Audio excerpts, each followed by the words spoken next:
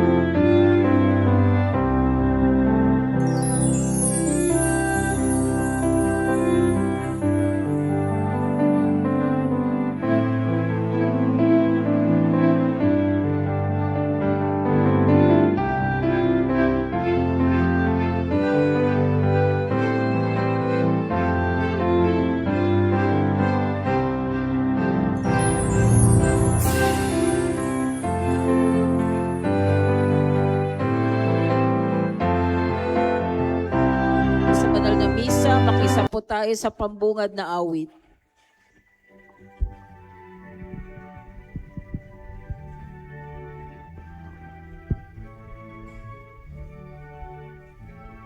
Masaya nating ipaghandang pagdating ng manunubos, tagapagligtas natin. Tuwirin mga landas, mga alitan ay tapusin, sapagkat si Kristo'y darating. Wala pa man noong unang-una, na ang tao'y nalungkot at sala. Dinamako ang beben ay magdilingin, ang sanggol ay Emmanuel. Masaya nating ipaghandang pagdating ng manunubos, tagapagligtas natin. Tuwirin mga landas, mga alitan ay tapusin, sapagkat si Kristo'y darating. Purihin ang Panginoon, nasa atin ay iyan. Ang dulot ay kaligtasan.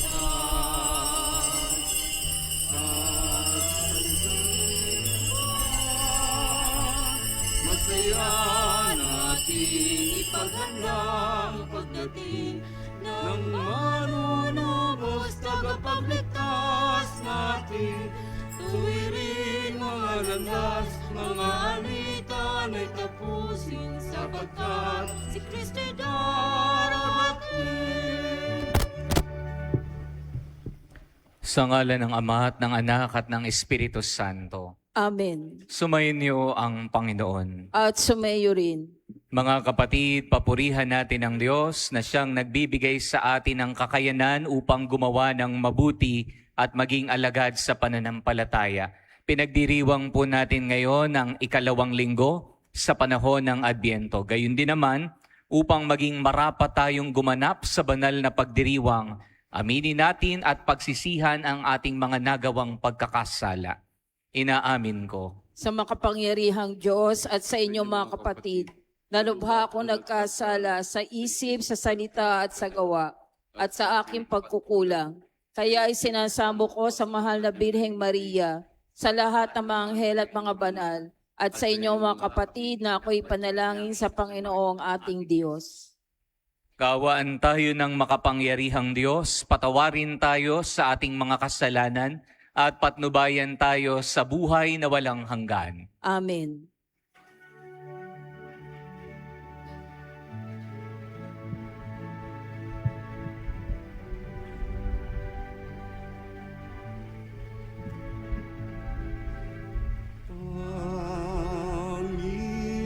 Panginoon, kaawaan mo kami.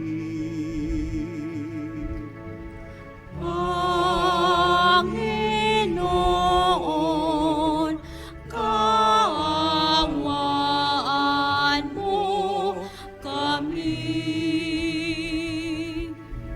Kristo, kaawaan mo kami. Kristo, kaawaan mo kami. Panginoon, kaawaan mo kami.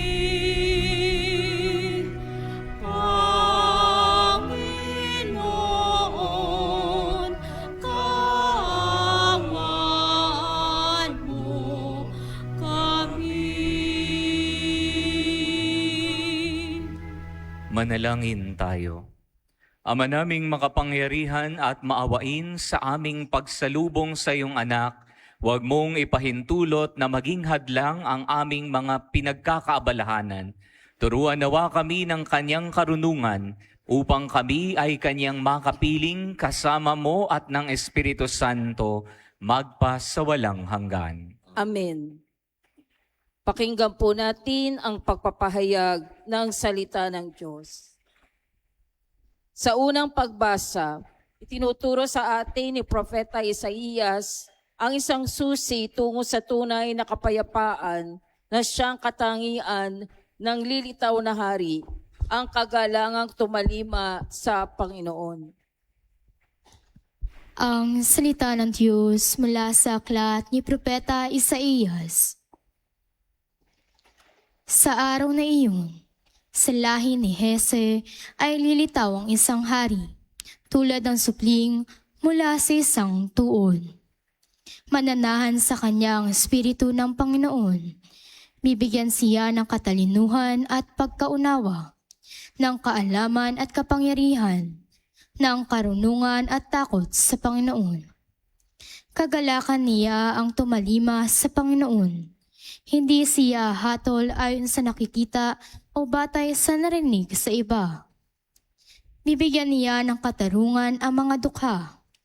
Ipagtatanggol ang karapatan ng mga kawawa. Ang salita niya ay parang tungkod na ipapalo sa malulupit. Ang hatol niya ay kamatayan sa masasama. Katarungan at katapatan ang paiiralin niya sa kanyang pamamahala. Maninirahan ng asong gubat sa piling ng kordero. Matutulog ang leopardo sa tabi ng batang kambing. Magsasama ang guya at ang batang leon, at ang mag-aalaga sa kanila'y batang paslin. Ang baka at ang oso'y magkasamang manginginain.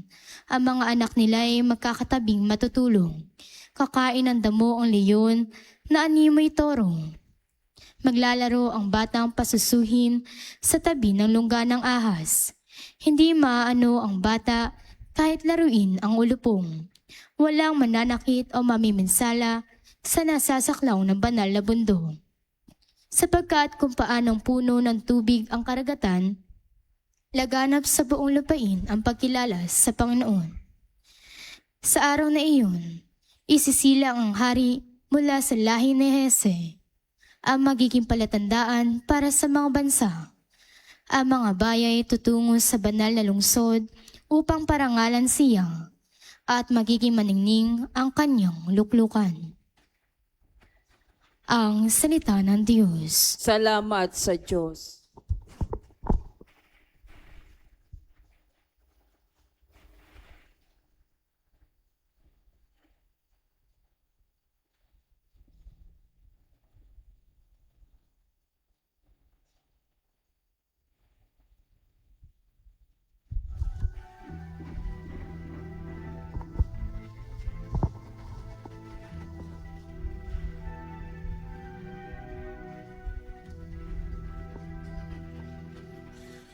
Mabubuhay siyang marangal at sasagana kailanman.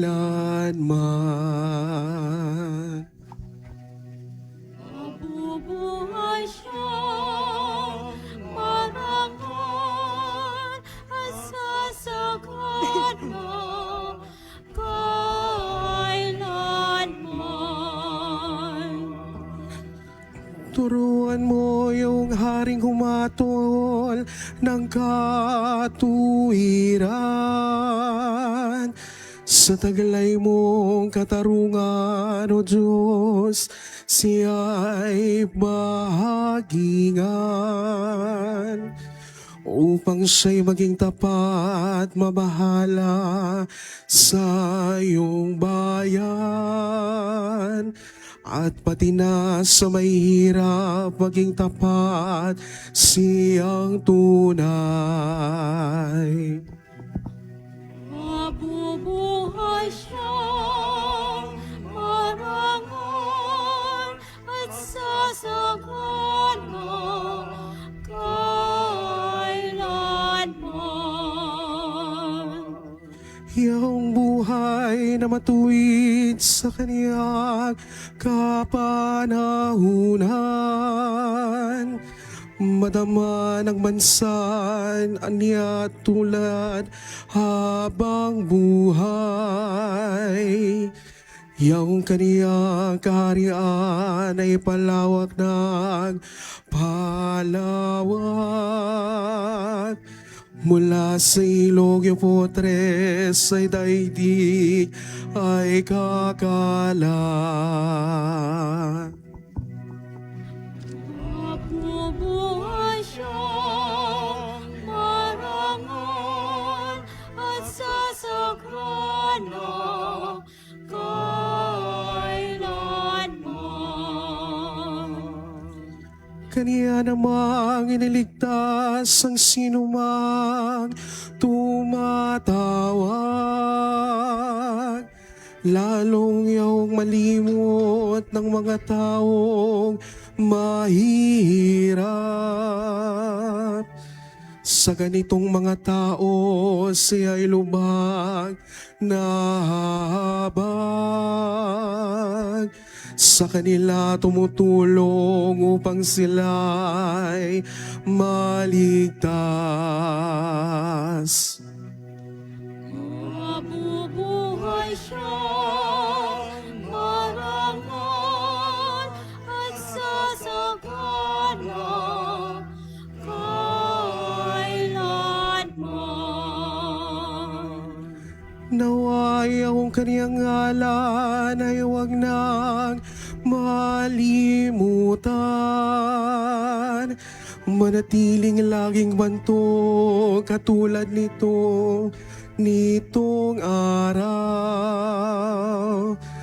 Naway siya'y purihin ng lahat ng mga bansa. At sa Diyos silang lahat tumalangin. Hari nawa pagpalain kaming lahat tulad niyang pinagpala. Mabubuhay siyang marangal at sasagana kailanman.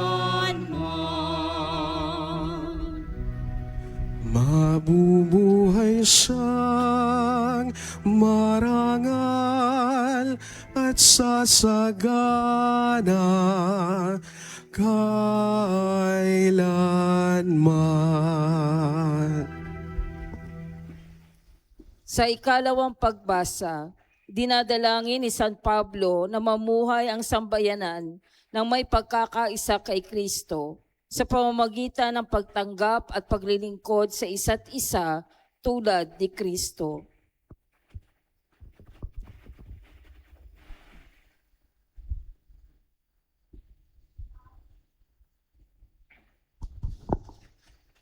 Ang salita ng Diyos mula sa sulat ni Apostol San Pablo sa mga taga-Roma. Mga kapatid, anumang nasa kasulatan noon pang una ay nasulat sa ikatututo natin.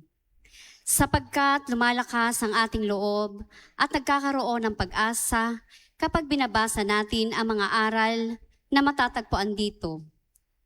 Loobin nawa ng Diyos na nagpapatatag at nagpapalakas ng loob na mamuhay kayong may pagkakaisa kay Kristo Jesus. Sa gayon, sama-sama kayo magpuri sa Diyos at Ama ng ating Panginoong Hesukristo. Kung paanong kayo'y malugod na tinanggap ni Kristo, gayon din ang gawin ninyo sa isa't isa upang maparangalan ninyo ang Diyos. Sinasabi ko sa inyo, si Kristo'y naging lingkod ng mga Hudyo upang ipakilala na tapat ang Diyos at tinutupad ang mga pangako niya sa mga patriarka. At ang mga Hentil na may magpuri sa Diyos dahil sa kanyang habag. Ayon sa sinasabi ng kasulatan, kaya't papupurihan kita sa harapan ng mga Hentil at aawitan ko ang iyong pangalan. Ang salita ng Diyos. Salamat sa Diyos.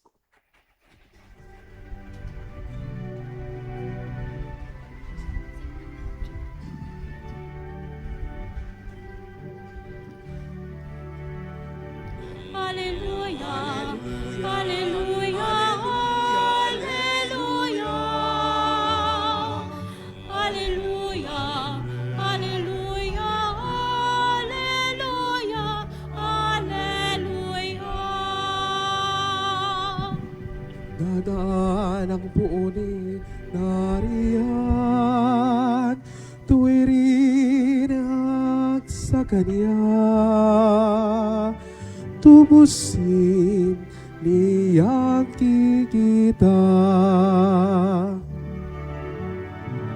Hallelujah, hallelujah, hallelujah. Hallelujah, hallelujah, hallelujah, hallelujah.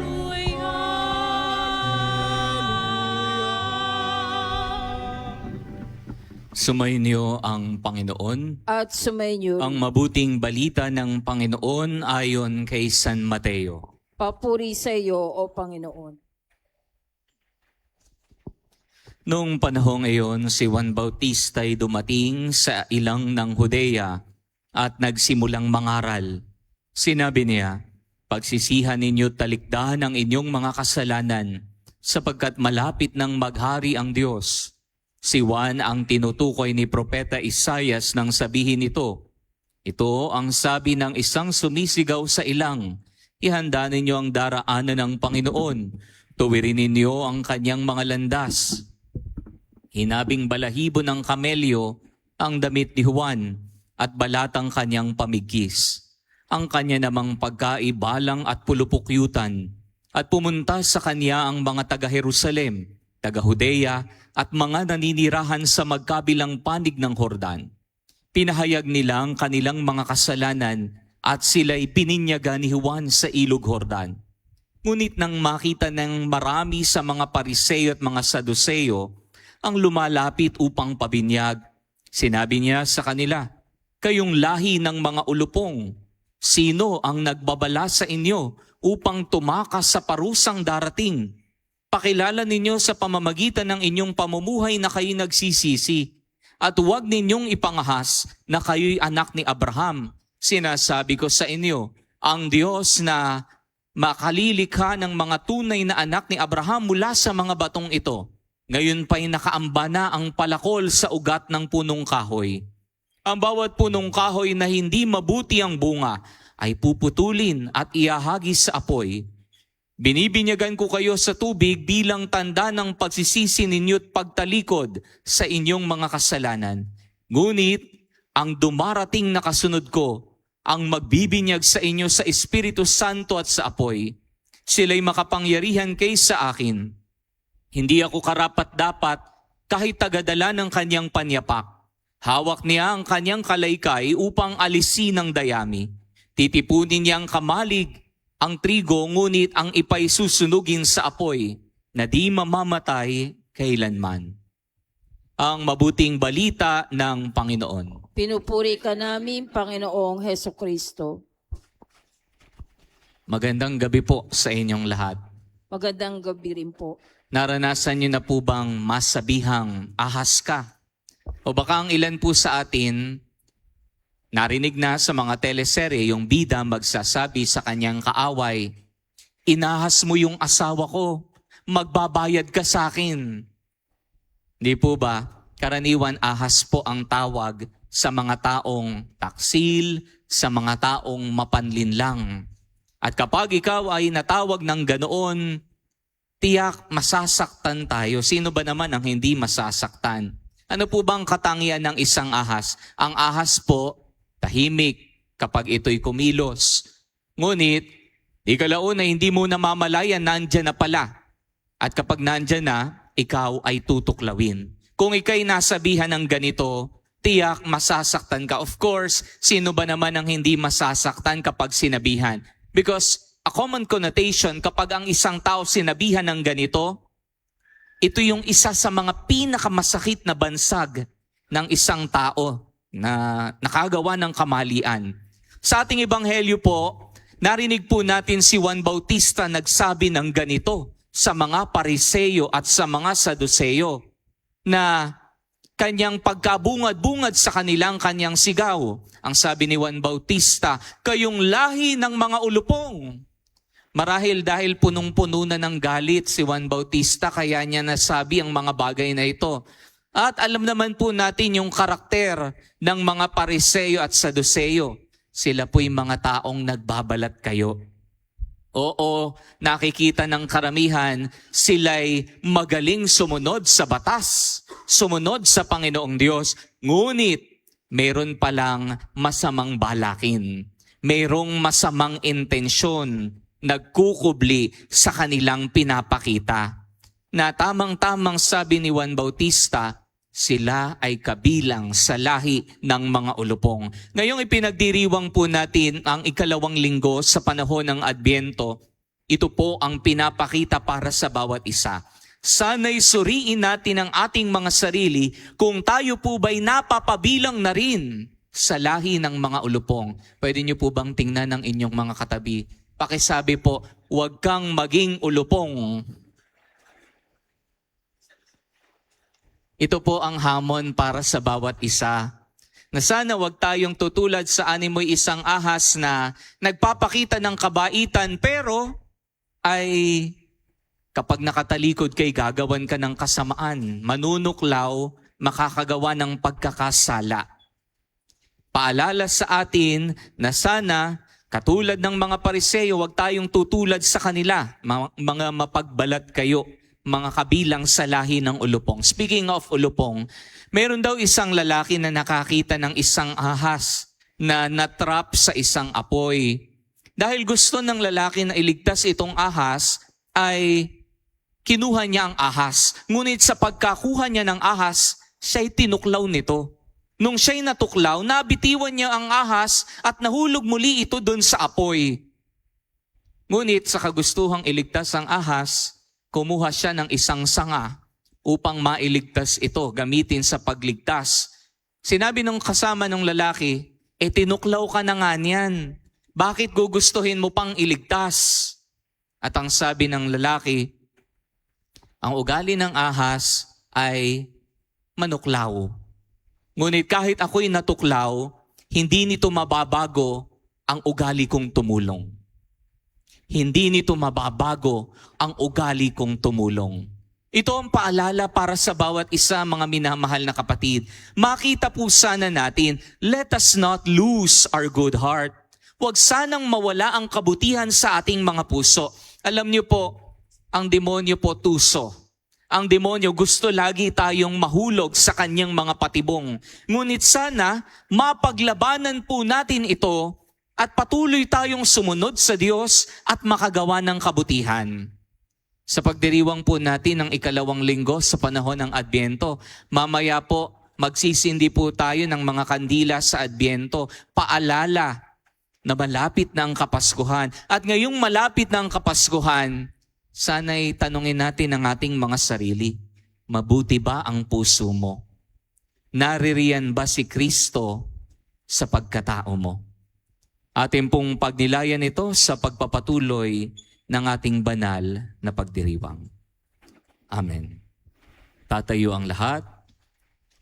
Pahayag natin ang sumasampalataya. Sumasampalataya ako Sa Diyos ang makapangyarihan sa lahat, na may gawa ng langit at lupa. Sumasampalataya ako kay Kristo, isang anak ng Diyos, Panginoon nating lahat, nagkatawang tao siya lalang ng Espiritu Santo, pinanganak ni Santa Mariang Birhen, pinagpakasakit na Poncio Pilato, ipinako sa krus sa matay nilibig, nanaog sa kinaroroonan ng mga yumao, na may 3 araw na buhay na maguli, umakyat sa langit, naluklok sa kanan ng Diyos amang makapangyarihan sa lahat. Doon magmumulat paririto at huhukom sa nabuhay at nangamatay na tao. Sumasampalataya man ako sa Diyos Espiritu Santo, sa banal na simbahang Katolika, sa kasamahan ng mga banal at sa kapatawaran ng mga kasalanan, at sa pagkabuhay na muli at nangamatay na tao, at sa buhay na walang hanggan. Amen. Mga kapatid sa Diyos, hindi nagmamaliw, halinang dumalangin upang maging handa tayo sa lahat ng sandali ating pong itutugon. Panginoon, maging handa nawa kami sa iyong pagdating. Panginoon, maging handa nawa kami sa iyong pagdating.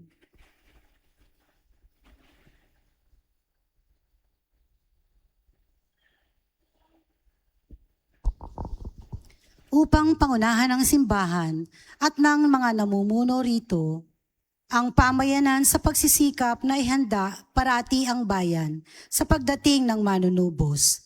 Dumalangin tayo sa Panginoon. Panginoon, maging handa nawa kami sa iyong pagdating. Upang ang mga naliligaw ay maituwid sa landas ng Panginoon sa pagtaguyod at paggabay ng Espiritu Santo tungo sa pagkakaisa. Dumalangin tayo sa Panginoon. Panginoon, maging handa nawa kami sa iyong pagdating. Upang pakinggan natin ang tinig ng mga propeta sa ating pamayanan, kapag kanilang tinawag pansin ang ating mga pagwawalang bahala, dumalangin tayo sa Panginoon. Panginoon, maging handa nawa kami sa iyong pagdating.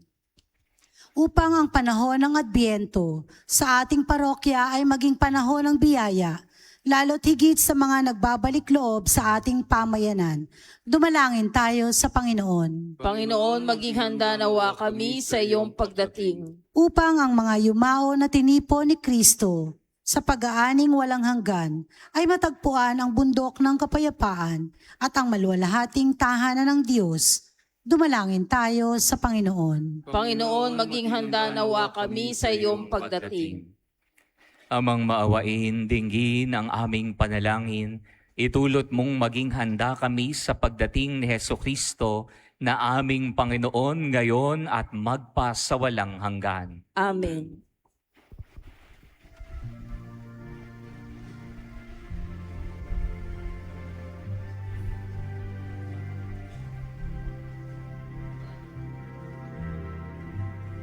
Alay namin Sa iyong pagdating, kabutihan, pag-asa, mga pusong tapat. Samo namin ay iyong dinggin, galak at kapayapaan, nawa ay kamtin. Itong alak at tinapay, mga bungang alay, halo ng pawis at biyaya ng langit. Sa aming pag-ibig sa kapwa kapatid, bubunga ng buhay na iyong bigay. Alay namin sa iyong pagdating, kabutihan, pag-asa't mga pusong tapat. Samo namin ay iyong dinggin, galak at kapayapaan, nawa ay kamtin.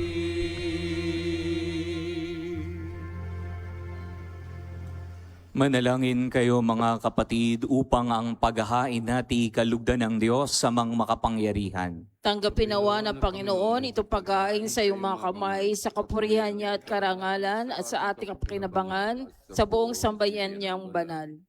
Ama naming lumikha, kalugdan mo ang aming mga panalangin at alay sa anumang kakulangan ng aming abang nakayanan.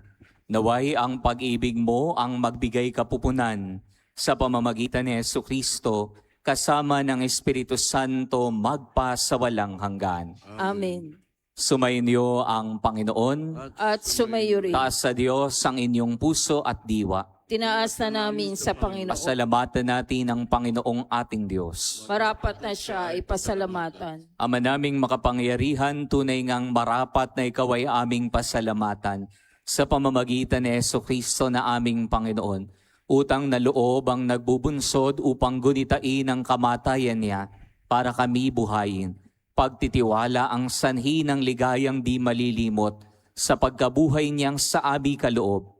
Pag-asa ang dahilan ng pagiging handa para sa pagbabalik niyang totoong dakila.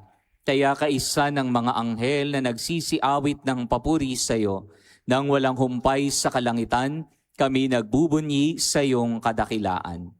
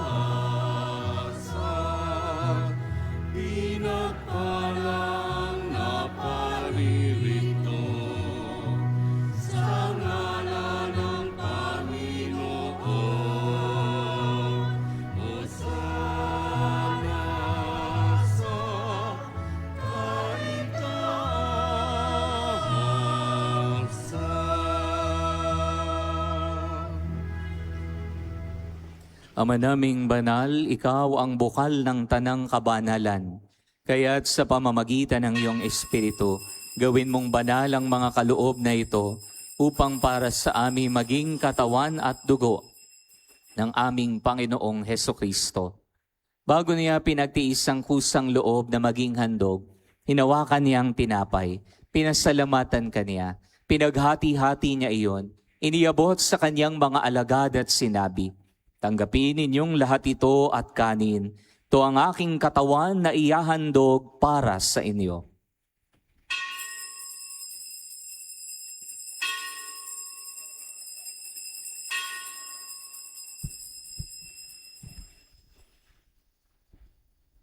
Gayun din naman nung matapos ang hapunan, hinawakan niya ang kalis. Muli kaniyang pinasalamatan. Iniabot niya ang kalis sa kanyang mga alagad at sinabi, "Tanggapin ninyong lahat ito at inumin. Ito ang kalis ng aking dugo, ng bago at walang hanggang tipan. Ang aking dugo na ibubuhos para sa inyo at para sa lahat, sa ikapagpapatawad ng mga kasalanan. Gawin ninyo ito sa pag-alaala sa akin."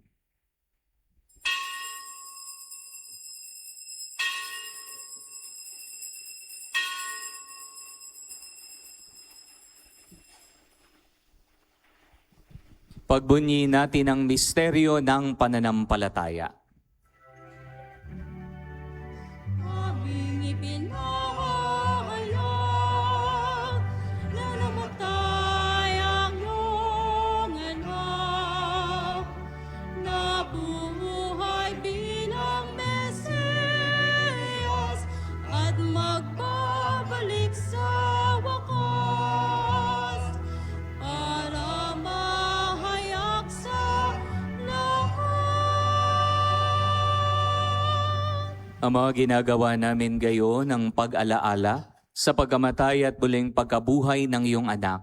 Kaya't inialay namin sa iyo ang tinapay na nagbibigay buhay at ang kalis na nagkakaloob ng kaligtasan. Kami nagpapasalamat dahil kami iyong minarapat na tumayo sa harap mo para maglingkod sa iyo.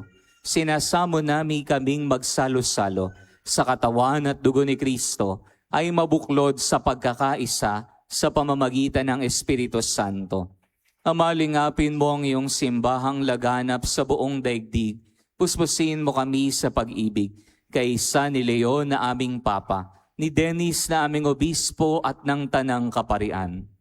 Alalahanin mo rin ang mga kapatid naming nahimlay nang may pag-asang sila'y muling mabubuhay.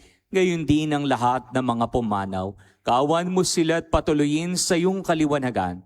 Kawan mo at paging dapating kaming lahat na makasalo sa iyong buhay na walang wakas, kaisa ng mahal na Birheng Maria na ina ng Diyos, ang kaniyang kabiyak ng puso si San Jose, kaisa ng mga apostol at lahat ng mga banal na namuhay dito sa daigdig ng kalugod-lugod sa iyo, may pagdiwang nawa namin ang pagpupuri sa ikararangal mo sa pamamagitan ng iyong anak na aming Panginoong Heso Kristo.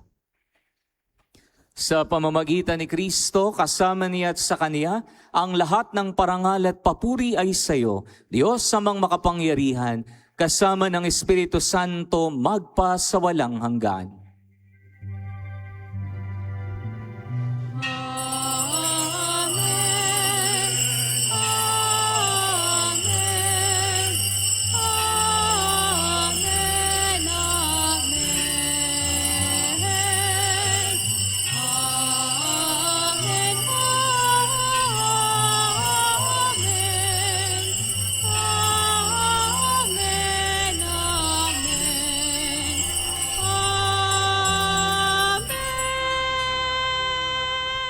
Sa tagubilin po ng mga nakagagaling na utos sa turo ni Jesus sa Panginoon natin at Diyos, pahayag natin ang may lakas loob ang panalangin itinuro sa atin ng Panginoon.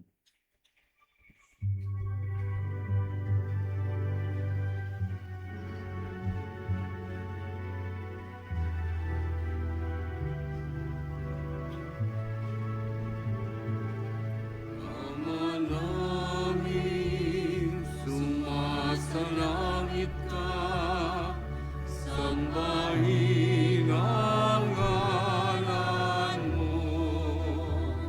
Mapasa amin ang kaharian mo, sundin ang loob mo.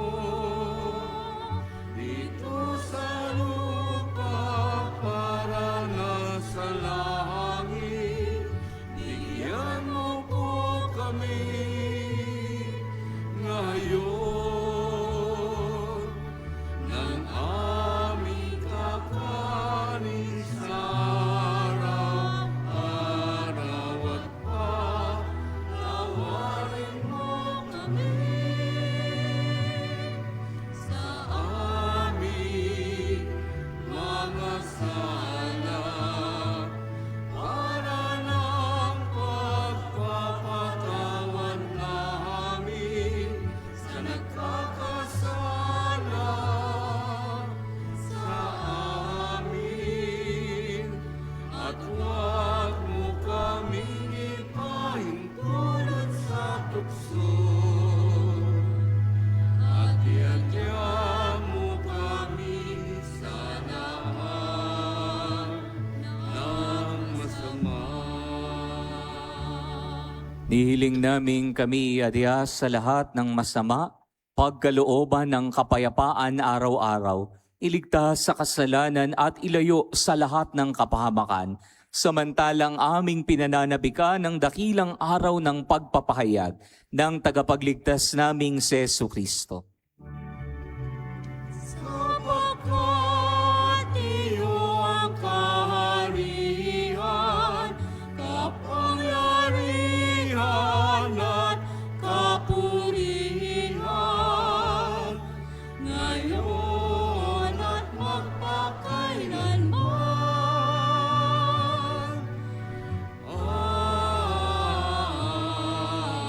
Amen. Panginoong Jesucristo, sinabi mo sa iyong mga apostol, kapayapaan ang iniiwan ko sa inyo. Ang aking kapayapaan ang binibigay ko sa inyo.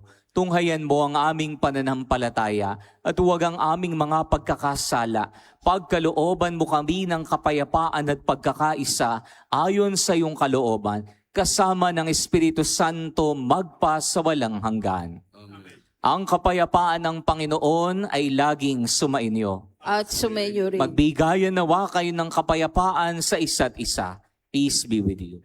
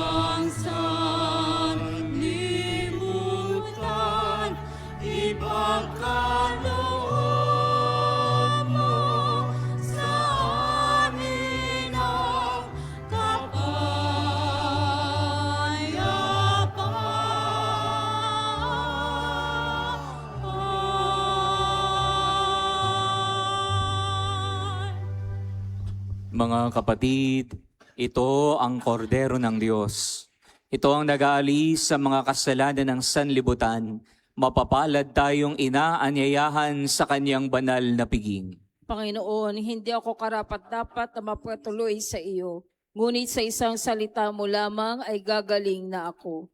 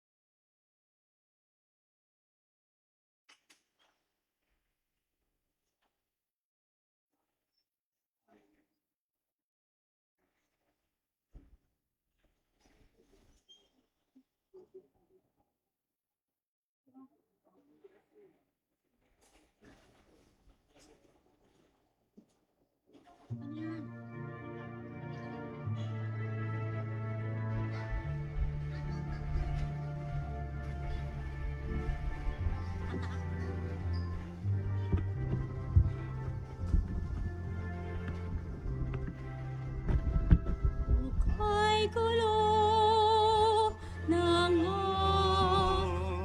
mundo,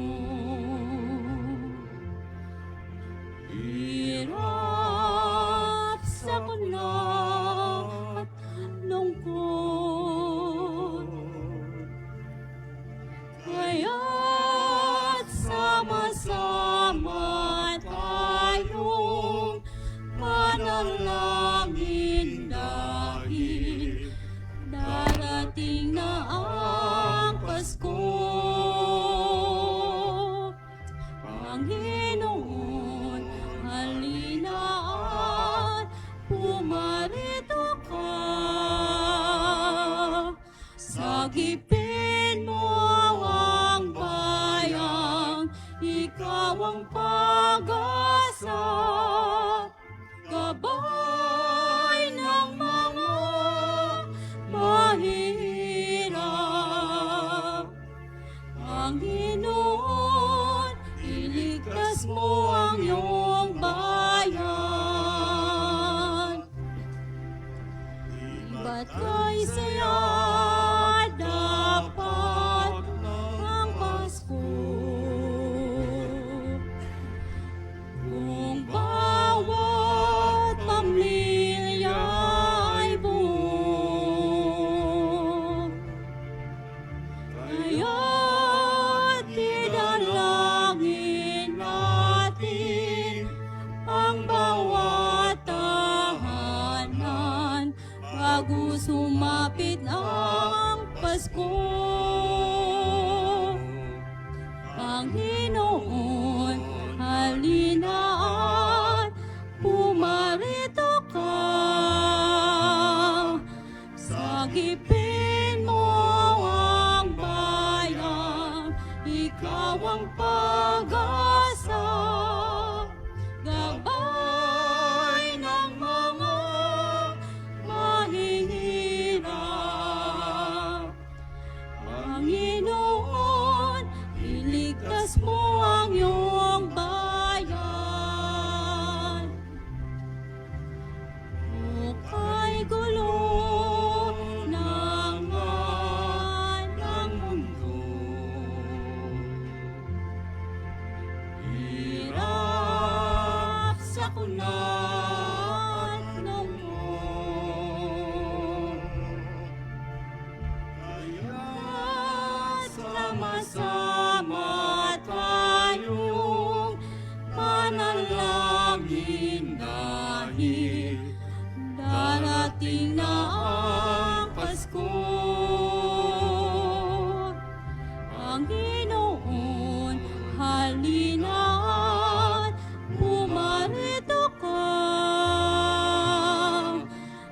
Sagipin mo ang bayan, ikaw ang pag-asa, gabay ng mga mahihirap. Panginoon, iligtas mo ang iyong bayan. Ito'y siya dapat ng Pasko. Kung bawat pamilya ay buo, kaya tinalangin natin ang bawat tahanan bago sumapit ang Pasko.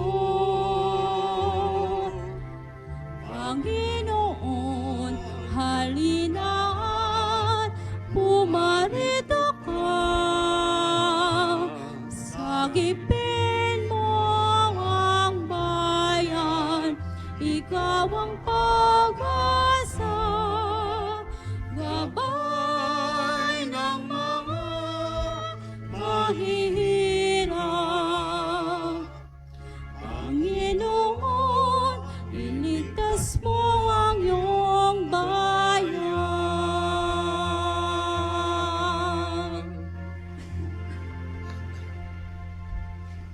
Panalangin kay San Isidro Labrador. Ama naming makapangyarihan, nagpapasalamat kami sa iyong walang hanggang kabutihan sa katauhan ng aming patron na si San Isidro Labrador. Siya ang aming halimbawa sa buhay kabanalan at tapat na paglilingkod sa iyo. Matularan nawa namin ang kanyang pagiging matyaga upang kami ay makaganap sa aming mga tungkulin ng may katapatan, kasipagan at pagmamahal. Siya ang nagpatunay na ang pagsisikap na may kalakip na pananampalataya ay magdudulot ng kabanalan. Ama naming mapagmahal, itinataas namin sa iyo ang aming pamayanan at parokya na aming pinaampon sa pamatnubay at pagkalinga ng aming patron na si San Isidro Labrador. Nawa ito ay mabuklod sa diwa ng pagtutulungan at pagmamalasakit sa bawat isa. Magkaroon din nawa kami ng maalab at dalisay na pagmamahal sa banal na misa upang kami ay mahubog sa buhay kabanalan para sa ikadadakila ng iyong ngalan. Sa tulong ng iyong biyaya at panalangin sa aming patron na si San Isidro Labrador, nakikiusap kami na pagkalooban mo ng taimtim na pag-ibig sa iyo upang patuloy kami na magsikap na isabuhay ang aral ng aming pananampalataya ng may malinis na kalooban at matiwasay na pamumuhay sa araw-araw. Hinihiling namin ito sa ngalan ni Jesucristo na nabubuhay tagahari kasama mo at ng Espiritu Santo magpasawalang hanggan. Amen. San Isidro Labrador, ipanalangin mo kami. Magsiupo muna lahat para po sa ating second collection. Ito po ay para sa apostolado sa mga may kapansanan.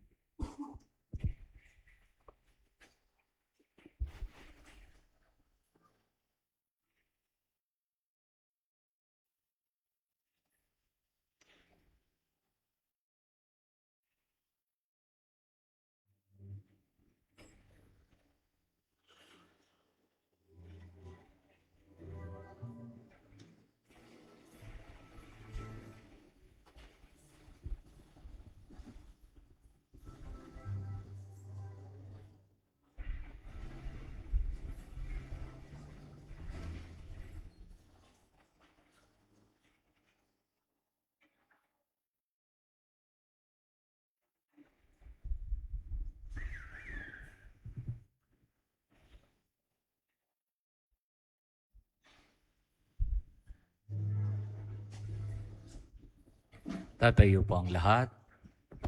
Manalangin tayo. Ama naming mapagmahal, kaming pinapakinabang mo sa iyong banal na salo-salo, ay turuan mong kumilala sa layunin ng iyong mga nilikhang bagay na dapat naming gamitin upang kami ay sumapit sa iyong piling sa pamamagitan ni Jesucristo kasama ng Espiritu Santo magpa sa walang hanggan. Amen. Sumainyo ang Panginoon At sumayo rin. at pagpalain nawa kayo ng makapangyarihang Diyos, Ama at Anak at ng Espiritu Santo. Tapos ang ating pagdiriwang, humayo kayo sa kapayapaan ni Jesucristo. Salamat. Purihin natin ang Panginoon.